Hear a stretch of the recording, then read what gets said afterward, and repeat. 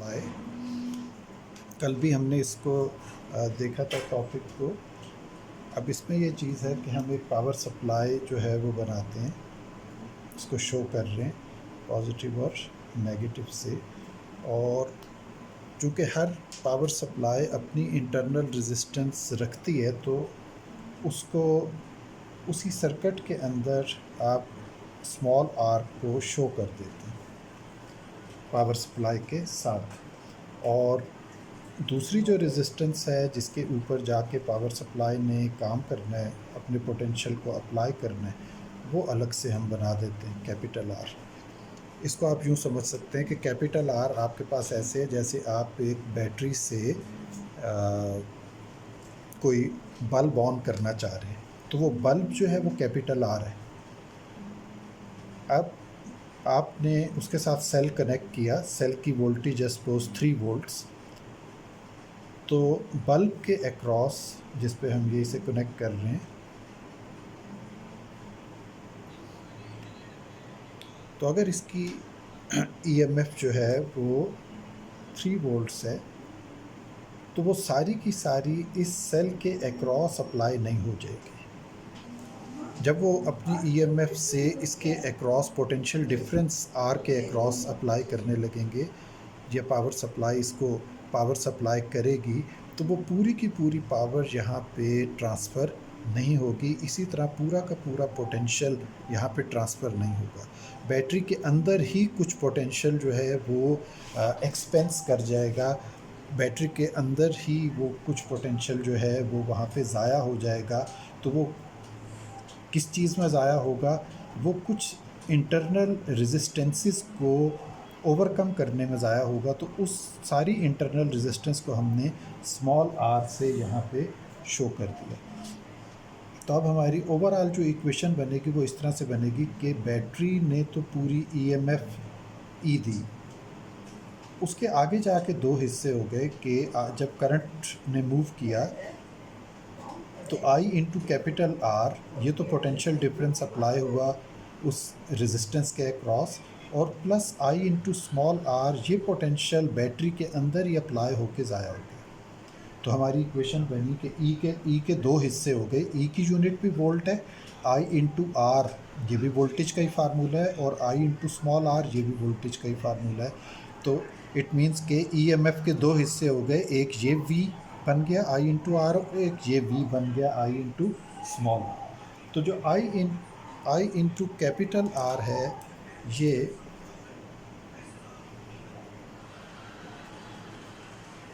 इसको हम terminal potential difference VT कहते हैं।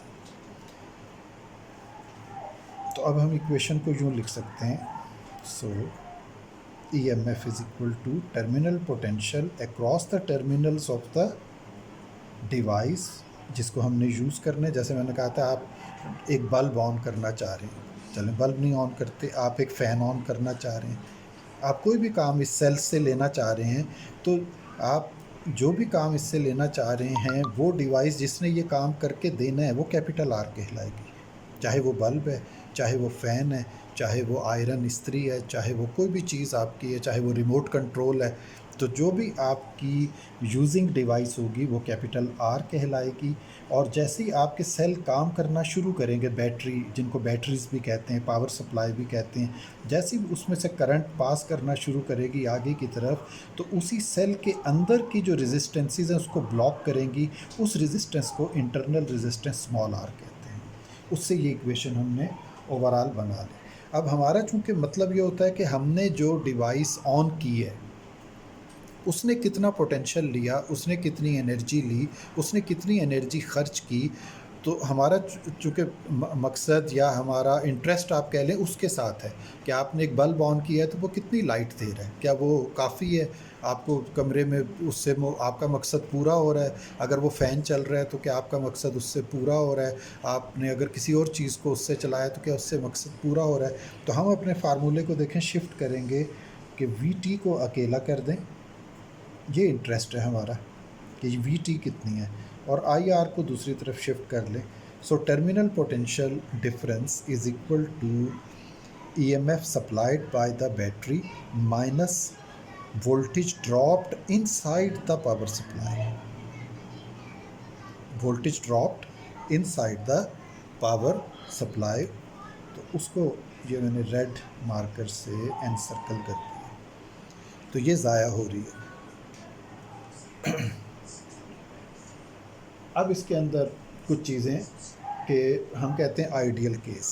आइडियल केस क्या है?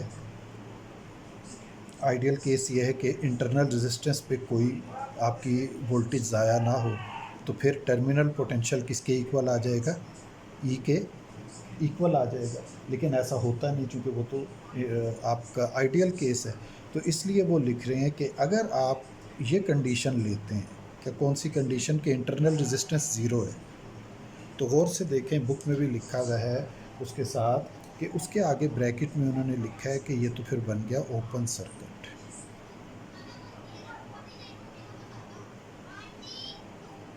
ठीक है, ओपन सर्किट का मतलब क्या? इसका मतलब सर्किट तो चल ही नहीं रहा। यानी आपने एक सर्किट बनाया है, आपने एक सेल कनेक्ट किया है सर्किट के अंदर, और आप उससे काम कोई लेना चाह रहे हैं, डिवाइस अपनी कोई ऑन करना चाह रहे हैं, लेकिन उसके साथ आपने स्विच लगा दिया और स्विच को अभी आपने ऑन ही नहीं किया। जिस वक्त हम स्विच को ऑन ना करें तो ऐसे सर्किट को कहते हैं ओपन सर्किट, क्योंकि उसमें करंट नहीं चल रहा। ओपन सर्किट मीन्स, ठीक है, open circuit means current is zero, R भी ज़ीरो है, करंट भी ज़ीरो, कोई करंट नहीं चलेगी उसके अंदर। तो अब आपके पास जो इसका रिज़ल्ट है वो क्या बनेगा? वो ये बनेगा कि वी टी इक्वल हो जाएगा ई के। ठीक है, तो वो काम भी नहीं करेगा। ठीक है, वो काम भी नहीं करेगा, और जो बैटरी का पोटेंशियल है 3 वोल्ट, 6 वोल्ट, 12 वोल्ट जो भी है, वो सारा का सारा आर के अक्रॉस दो टर्मिनल्स पे पहुंच जाएगा, पहुंचा हुआ होगा, लेकिन वो काम नहीं कर रहा होगा। इसको फिक्रे को दोबारा सुन लें कि पोटेंशियल उसके अक्रॉस पहुंचा हुआ है लेकिन काम नहीं कर रहा। क्यों? क्योंकि हमने स्विच ऑफ किया हुआ है। अब जैसे ही स्विच ऑन करेंगे तो क्या होगा?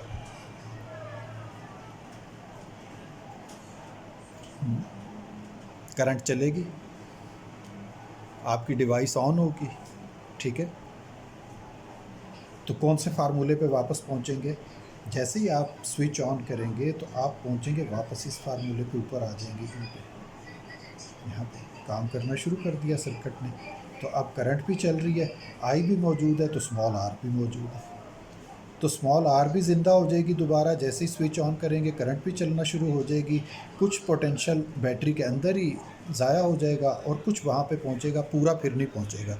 जब आप ऑफ़ रखेंगे सर्किट को, जिसको ओपन सर्किट कहते हैं, तो फिर अगर इस बैटरी का पोटेंशियल है 3 वोल्ट, तो वो सारा का सारा इसके अक्रॉस 3 वोल्ट और 0 वोल्ट दरमियान में आ जाएगा। लेकिन जैसे ही ऑन करेंगे तो फिर ऐसे नहीं होगा, फिर उसकी वैल्यू 3 नहीं रहेगी, हो सकता है वो 2.8 हो और फिर करंट चल रही हो।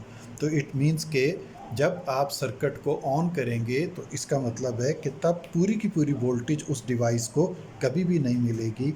और वी टी इक्वल कब आएगा ई के? जब सर्किट नहीं काम कर रहा होगा, जब सर्किट ओपन होगा, जब आपका स्विच ऑफ होगा। ओके, यहाँ तक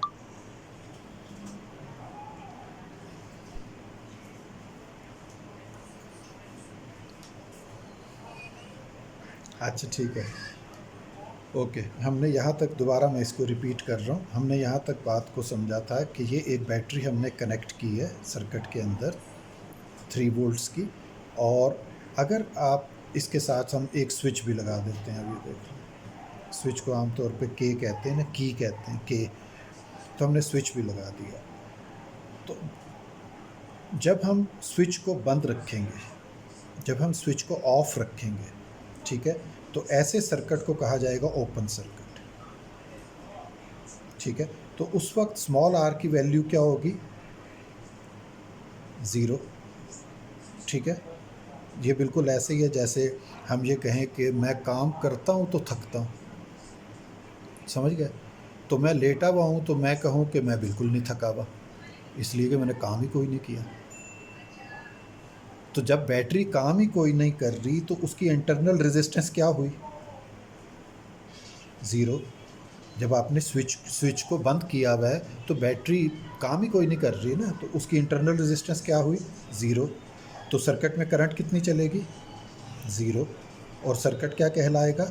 ओपन सर्किट।